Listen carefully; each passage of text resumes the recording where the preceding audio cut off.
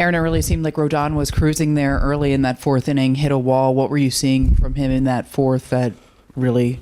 Yeah, I mean, his stuff was excellent, obviously, tonight. And then, really got Salvi leading off the inning. He was the first kind of guy that felt like he got behind. I thought he was pounding the strike zone with really good stuff all night. He falls behind him, and then from there started making some mistakes, especially with his secondary, just in the heart of the plate. It looked like Salvi jumped him.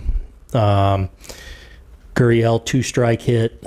He's able to get Massey, and then he gets ahead of Pham and looked like he hung a breaking ball to him that he shot to the right center, gets Renfroe, and then can't put away Hampson. So just a tough inning where his command got away from him, especially some of the secondary, because stuff-wise, he was excellent tonight, but then all of a sudden just a little scattered there. Is it kind of a little perplexing to you how quickly it happens with him sometimes?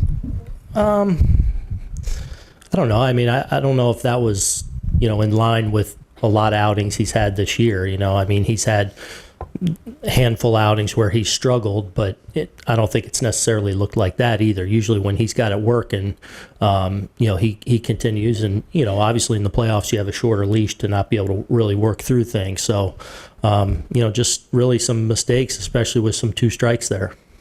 Other questions for Aaron? We'll go to Brendan, standing on your right. Aaron, just how crucial would it be to win Game 3? We got to win 2 more, so I mean, as crucial as that. So I mean, it's playoffs. Every day is crucial. So hopefully we regroup tomorrow and go take care of Game 3. That's the next thing in front of us. And just what have you seen all year from your team in terms of bouncing back after great times? I think that's been a hallmark of our success, especially after some difficult ones where, we've had a win or lost something late or just a tough gut punch. These guys are really confident and understandably so, and we'll be ready to go in Game 3. Go to Andy, standing on your right. There's obviously always a lot of pressure that comes with being the Yankees this time of year. Do you ever see that pressure, or is that pressure ever at risk of affecting the quality of people's at-bats? I mean, that's what everyone deals with in the playoffs. It's not just us. That's playoff baseball. It's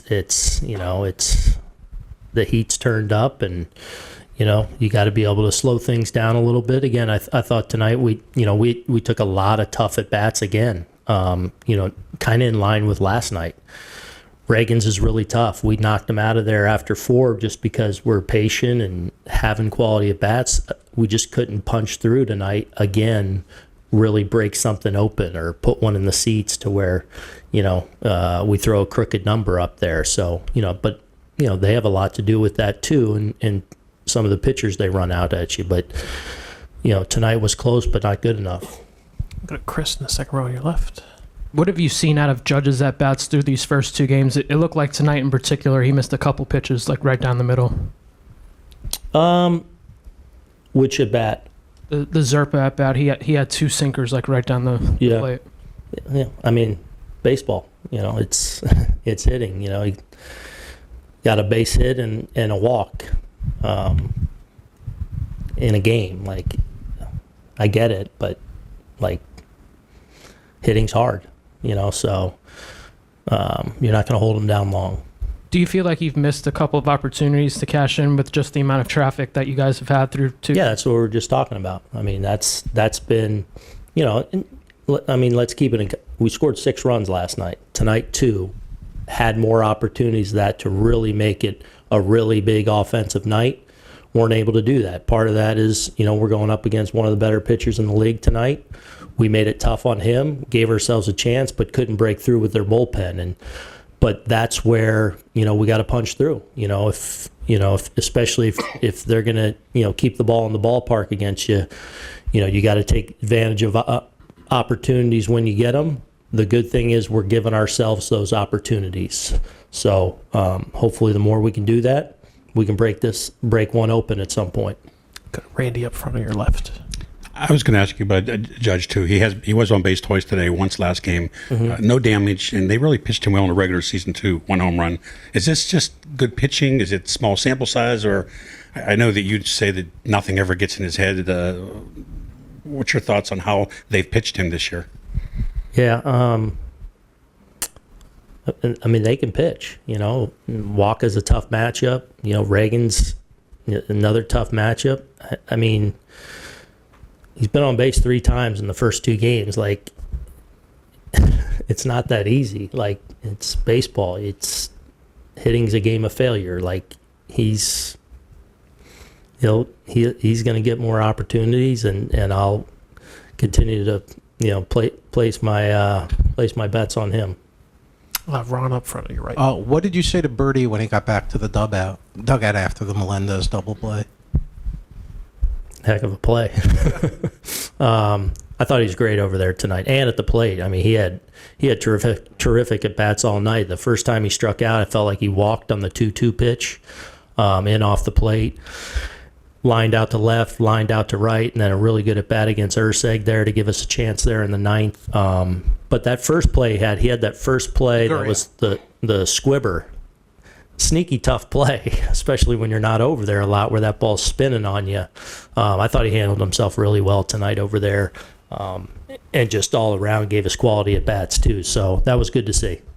Do a couple more. Second row on your left, Aaron. And the bullpen was excellent today again.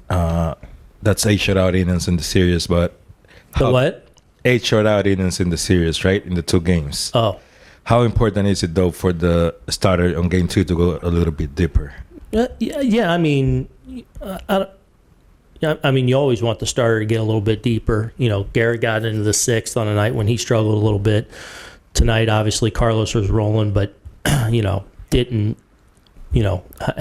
Had some hiccups there, obviously, in the 4th inning. So you hope that's the case. You hope Clark can go out there and, but even you feel like coming out of an off day too, that you get to the middle innings there, we can run out our guys and feel good about closing out a game. So hopefully Clark gets us off on the right footing on, what's that, Wednesday?